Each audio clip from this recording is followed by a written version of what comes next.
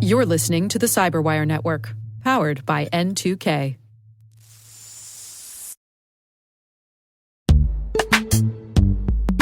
And now, a word from our sponsor, SpyCloud, the cybercrime analytics leader. SpyCloud disrupts cybercrime by telling you what criminals know about your business and your customers, so you can take action to prevent ransomware, account takeover, and online fraud. SpyCloud constantly recaptures and analyzes new data from the criminal underground, including credentials, cookies, and PII siphoned from malware-infected devices. With knowledge of the specific data criminals have in hand from InfoStealer malware on managed and unmanaged devices, security teams can respond with a more efficient and effective process called post-infection remediation. Get SpyCloud's post-infection remediation guide outlining the 7 steps for preventing a malware infection from becoming a full-blown ransomware incident. Visit spycloud.com/cyberwire. That's spycloud.com/cyberwire. And we thank SpyCloud for sponsoring our show.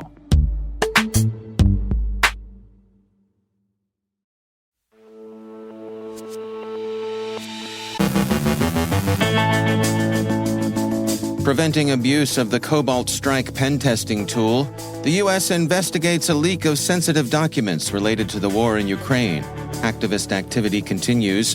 Google's advice for boards, electronic lockpicks for electronic locks. Nexx security devices may have security flaws. Tesla employees reportedly shared images and videos from Teslas in the wild. Matt O'Neill from the U.S. Secret Service discusses investment crypto scams. Our guest is James Campbell of Cado Security on the challenges of a cloud transition. And CISA releases 7 ICS advisories.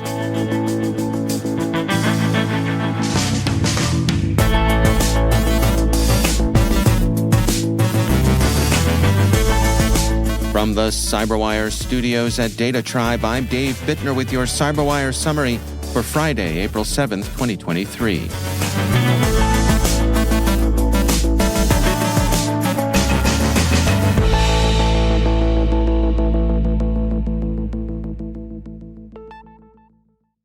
Cobalt Strike, a legitimate penetration testing tool, has often been abused by cybercriminals. Microsoft's Digital Crimes Unit, in collaboration with cybersecurity company Fortra and the Health Information Sharing and Analysis Center, that's the Health ISAC, is taking legal and technical measures to disrupt illicit versions of Cobalt Strike and abused Microsoft software. Microsoft says the cracked software has been used in more than 68 ransomware attacks targeting healthcare institutions around the world, which, in Microsoft's words, have cost hospital systems millions of dollars in recovery and repair costs, plus interruptions to critical patient care services, including delayed diagnostic, imaging, and laboratory results, canceled medical procedures, and delays in delivering of chemotherapy treatments. Microsoft stated, on March 31, 2023, the U.S. District Court for the Eastern District of New York issued a court order allowing Microsoft, Fortra, and Health ISAC to disrupt the malicious infrastructure used by criminals to facilitate their attacks.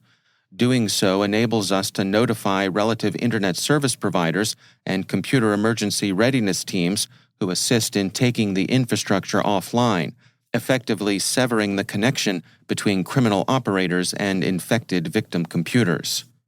In full disclosure, Microsoft is a CyberWire partner. The New York Times reports that U.S. authorities are investigating an apparent leak of sensitive information concerning plans for U.S. support of Ukraine.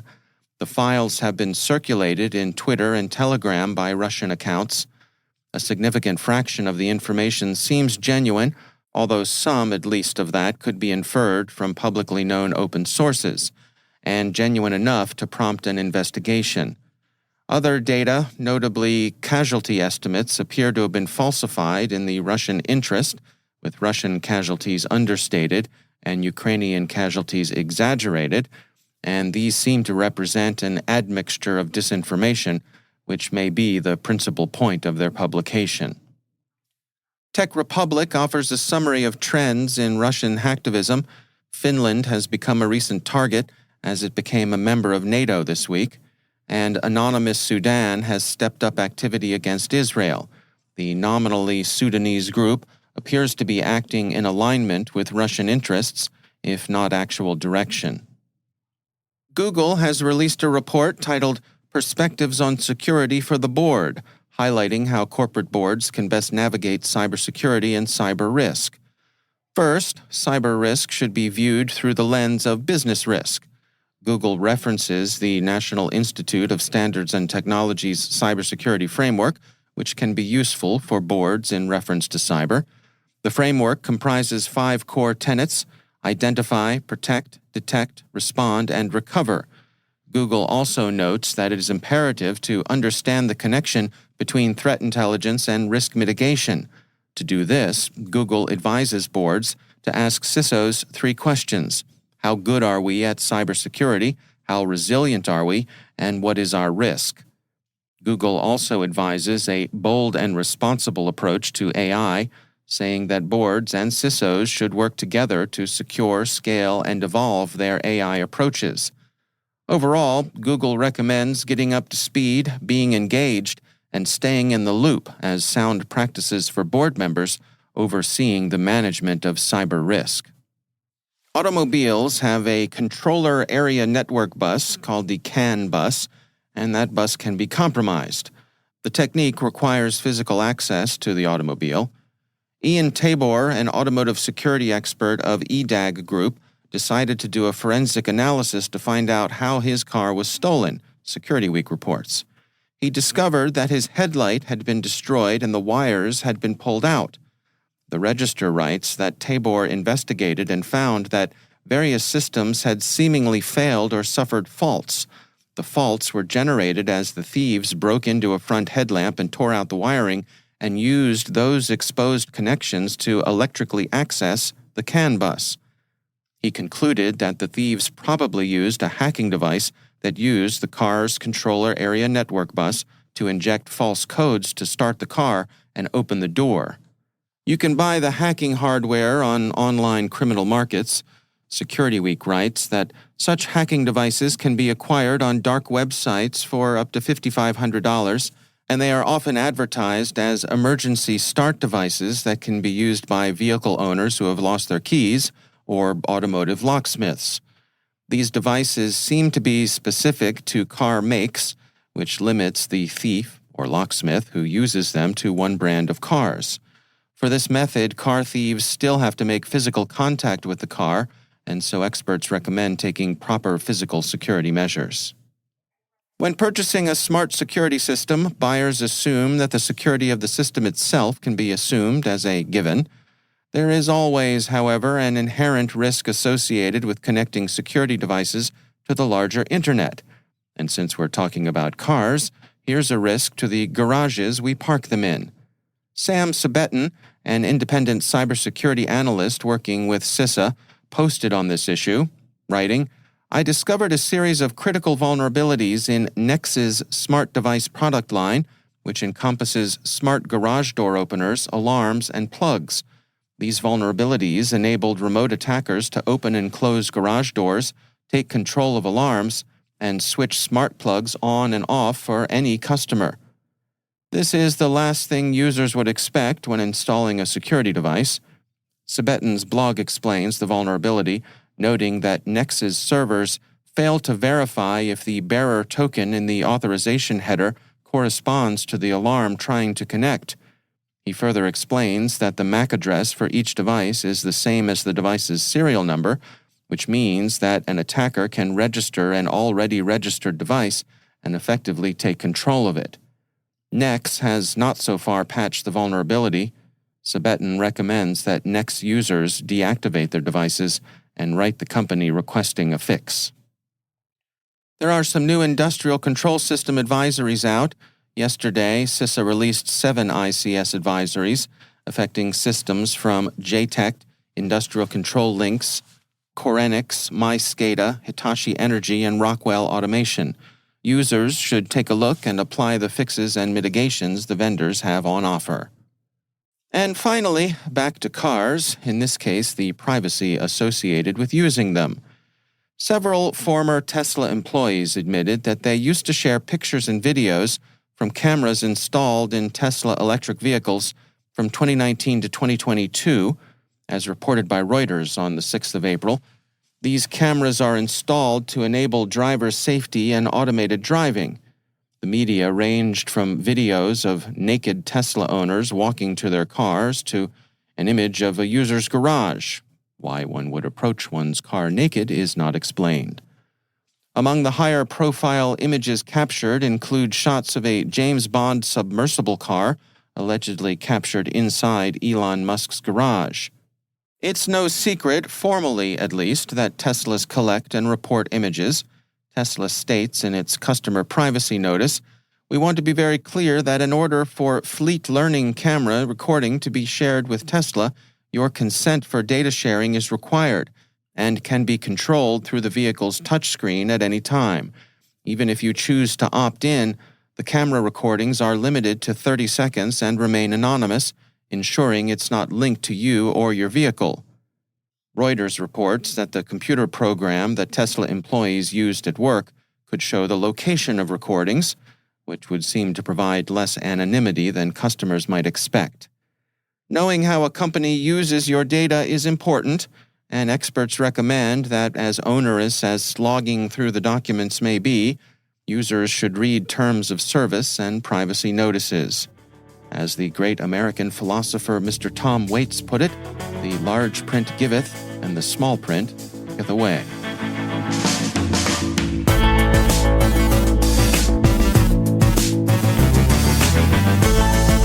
Coming up after the break, Matt O'Neill from the U.S. Secret Service discusses investment crypto scams. Our guest is James Campbell of Cado Security on the challenges of a cloud transition. Stay with us.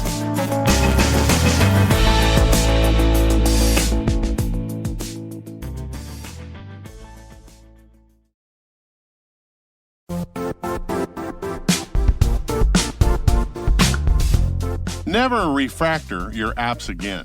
Never get locked into an IDP. Say goodbye to your old on-prem systems and identity management complexity.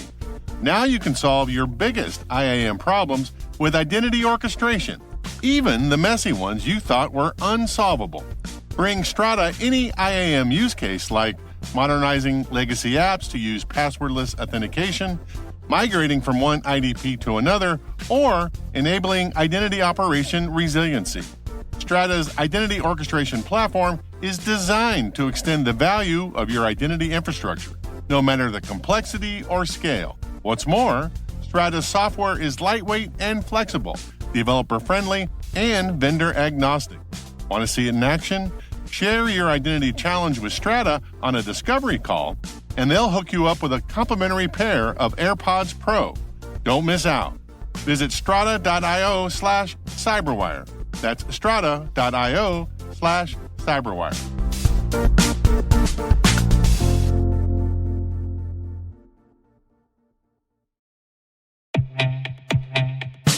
Dreamport is a mission accelerator that combines state-of-the-art facilities, innovative programs, and imaginative people charged with finding that spark that leads to unparalleled capability.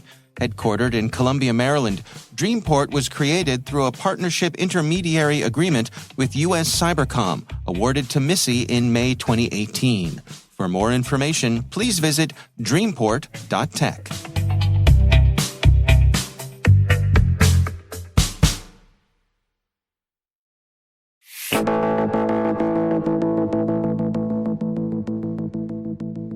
James Campbell is CEO and co-founder of Cado Security and a former GCHQ analyst. I spoke with him about cloud security, the challenges people face, and the things that can be overlooked during a cloud transition. It's kind of a double-edged sword because the pace in which you can adopt technologies or people can take advantage of those new technologies in cloud tends to outpace the speed of which security considerations come into play. So a lot of organizations are, playing catch up, so to say, when it comes to understanding the cloud, the complexities it brings when it comes to the security side of things. So there's lots of kind of blind spots there. I guess the other thing to consider as well is that, I think a lot of people come to the cloud thinking that their traditional approach to monitoring and security kind of transfers from their kind of on-premise, traditional on-premise environments to cloud, but it doesn't necessarily translate in the same way. So, there's a lot to learn there, and this is where kind of gaps start appearing when it comes to security and risk. What are some of the things that folks typically overlook as part of this transition? A good question. So, probably two parts to this answer, really, or two examples I can give. So, one is the understanding of the kind of shared responsibility model. So, some people come to the cloud, taking into consideration or thinking at least that, it's the cloud provider's responsibility for security. But that's not necessarily the case. And I don't think a lot of people understand, where does the line stop from a responsibility perspective and what do they need to look after? While the cloud provider has a responsibility to provide resiliency of the underlying services and infrastructure, ultimately, the security of the environment you set up is your responsibility. And so, I think a lot of people kind of get a little bit confused about where that gap lies, or where that line is, I should say. So it's good to really understand that. And I guess the second part is, particularly with new technologies. So, cloud is amazing. So, you move to the cloud to embrace the cloud, right? So you wouldn't just use it like an expensive data center where all your data is just sitting there on thousands of virtual machines. What you would probably look at if you fully embracing the cloud is, the use of serverless technologies like, containers and ephemeral infrastructure, Lambda functions as an example, just for AWS as one example, auto scaling groups for your virtual machines. So you're only using the resources that you need, which ultimately, for especially large enterprises, you're saving millions of, dollars a year. But this comes with an added risk, which, is one of the gaps, that I mentioned, where, okay, so we're in the cloud, we have containers or virtual machines kind of spinning up and down as we need them. What happens if I had a detection for something suspicious on a virtual machine that's part of an auto scaling group? What happens if that system is only alive for 15 minutes? How is my team going to investigate that suspicious activity by the time that data gets recycled and deleted? So these are kind of the points or the pain points that people are starting to understand as their understanding of the cloud is maturing. That's a really fascinating insight. I'm curious, from your perspective, you all do cloud incident response. So what are the specific challenges you face doing incident response in that environment? I think it's a couple of things. So one is, cloud can be a lot more complex than people think. I think a lot of things are available at your fingertips, which is great. But it can also mean, a lot of customer environments, tend to be, a little Wild West, so kind of shadow IT style, where you have lots of kind of technical people with lots of technology at their fingertips. It's very easy to deploy systems, very easy to, deploy new databases, et cetera, et cetera. And so keeping across all that is very, very difficult to do. And so if you don't have a tight grip on it at the start. So a lot of customer environments tend to be, hundreds of root accounts and hundreds of different services they didn't know even existed. And so navigating the complexities of that is quite hard, particularly if you have, say, like a detection or you need to respond to something in the environment, trying to find out where that asset is, who has access to it, and, how do I get to that data so I can investigate what's going on as soon as possible. It's really, really hard. And that's kind of one of the problems we try and help customers with, is how do you kind of automate that? So how do you embrace the cloud in a way to solve the problem as well through automation, and take away some of those complexities. So that's definitely a big one there. And the other big one there is definitely around containers and ephemeral infrastructure. So, your assets spinning up and down, terminating, recycling, all that data is kind of, churning very quickly. And so how do you get as part of that automation story, how do you make sure you're retaining that data or the useful bits of it, when you need it most, especially if it's only, alive for 15 minutes at a time. What are your recommendations then, for folks to really to operate most efficiently, most effectively, and best to defend their cloud infrastructure? Any general words of wisdom? I think it's a big question, really. There's lots you can do, obviously, but I think it's really, truly getting a grips of your cloud estate. So truly understanding, the assets or, technologies you're using in your cloud estate and being aware of, the controls you have in place. Also, you need to ask yourself as well, just having kind of your high level detections or kind of visibility from that perspective is one thing, but what do you do next if something happens? Like, how do you gain access to that data? How do you actually investigate? How do you, what do I need? What, mitigating control do I need to put in place? And I think, a lot of people tend to stop at the point of saying, right, I have my data in the cloud, my cloud is set up, I have my policies in place, I have asset, visibility, and then something happens. And then quite quickly, they're in a world of trouble where, they're trying to contract out a third party who knows about how to deal with cloud incidents, etc. I think a lot of people have really got to exercise and understand the full, I guess, go through the motions of the attack lifecycle, so to say, from, all the way from kind of that preparation to, the exploitation and what you do to mitigate such things in the cloud. That's James Campbell from Cado Security.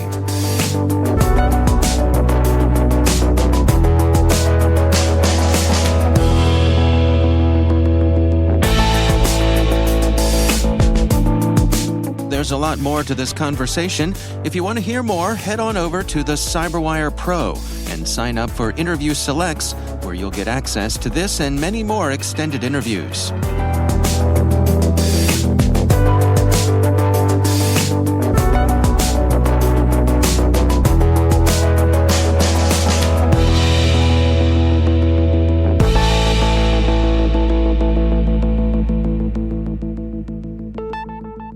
And I'm pleased to welcome back to the show Matt O'Neill. He is Deputy Special Agent in Charge for Cyber with the U.S. Secret Service. Matt, welcome back. Thank you for having me. So I want to touch today on something that I know is a focus for you and your colleagues.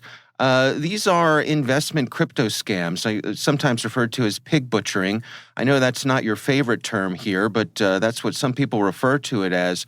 What exactly are we talking about here? Can you describe it for us? Sure. So what will happen is victims will be contacted largely through social media, dating sites, sometimes even just text messages, and they will try to get the victim to invest in this out-of-this-world crypto investment scheme, and they'll provide with really good sort of graphical interfaces to show you how much money you're making. Now, keep in mind, you don't know this person at all. You've never met them. But the ROI for a lot of these investments appear to be so good that it's tempting to a lot of individuals. And I think with this sort of lack of knowledge, generally speaking, about cryptocurrency and how it works, but people read the news and see that, oh, this person made a ton of money in crypto, then it encourages folks to invest. And so what'll happen is once you start investing a little bit, you'll get access to a platform. It'll look like a traditional investment account. And then, of course, you're going to look like you're making a lot of money. So that's going to encourage you to spend more money, right? Invest more money. And then the idea of pig butchering is you get them to invest all of their money, and then you basically pull the rug out of them, and that's where the butchering sort of comes into. How does something like this begin? These typically start as a romance scam or a friendship? This is more of a long game kind of thing, right? Sure. So it will start either through, like you mentioned, romance scams, through social media platforms, whether it's Instagram, LinkedIn, Facebook, you name it. It could come through there.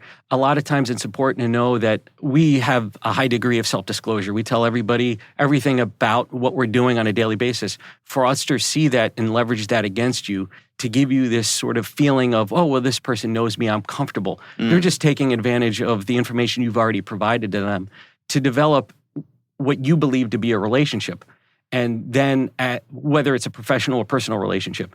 And then that will sort of lower your guard a little bit to invest in whatever they're asking for.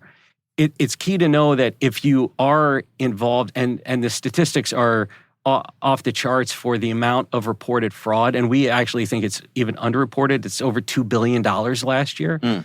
The key to know is first, contact law enforcement, federal law enforcement, us, Secret Service, FBI. Just contact somebody, report it to the IC3 website.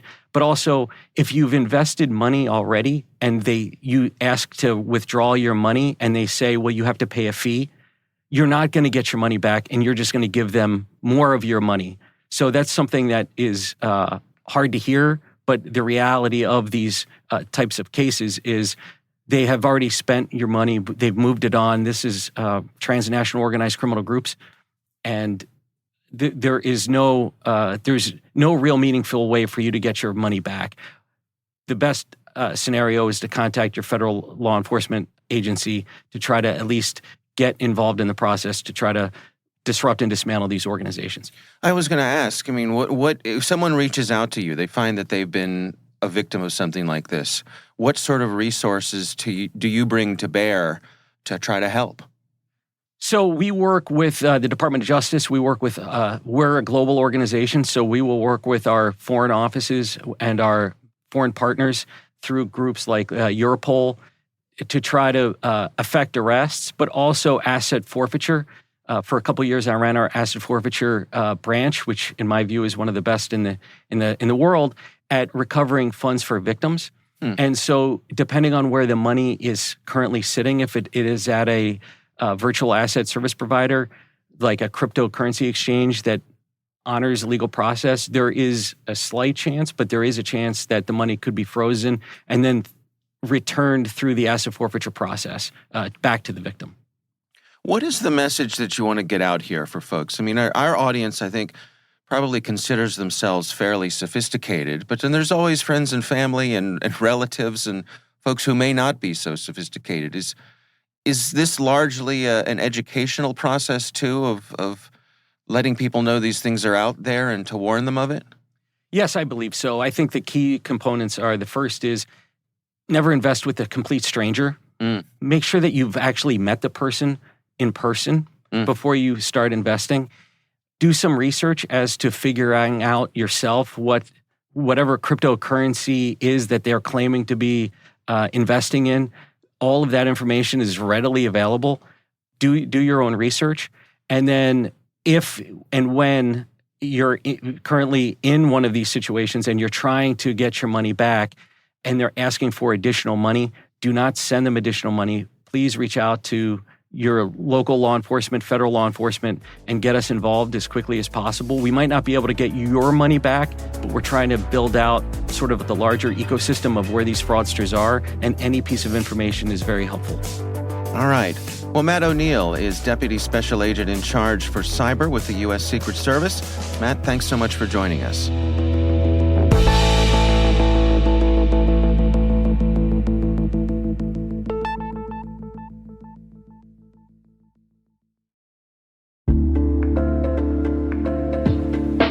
And now, a word from our sponsor, Mimecast.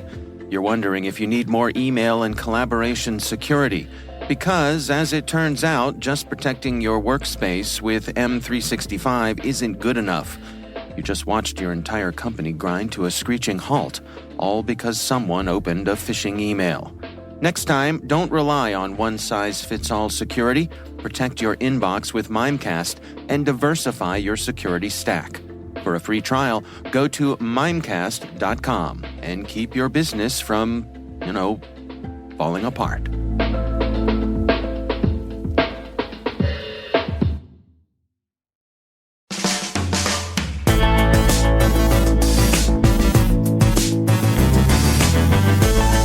And that's the CyberWire. For links to all of today's stories, check out our daily briefing at thecyberwire.com. Be sure to check out this weekend's Research Saturday and my conversation with Sahar Abdelnabi from CISA Helmholtz Center for Information Security. We're discussing their work, a comprehensive analysis of novel prompt injection threats to application-integrated large language models. That's Research Saturday. Check it out. The CyberWire podcast is a production of N2K Networks. Proudly produced in Maryland out of the startup studios of Data Tribe, where they're co-building the next generation of cybersecurity teams and technologies. Our amazing CyberWire team is Elliot Peltzman, Trey Hester, Brandon Karp, Eliana White, Peru Prakash, Liz Irvin, Rachel Gelfand, Tim Nodar, Joe Kerrigan, Carol Terrio, Maria Vermasis, Jason Cole, Ben Yellen, Nick Valecki, Millie Lardy, Gina Johnson, Bennett Moe, Catherine Murphy, Janine Daly, Jim Hoshite, Chris Russell, John Petrick, Jennifer Iben, Rick Howard, Peter Kilpie, Simone Petrella, and I'm Dave Bittner. Thanks for listening. We'll see you back here next week.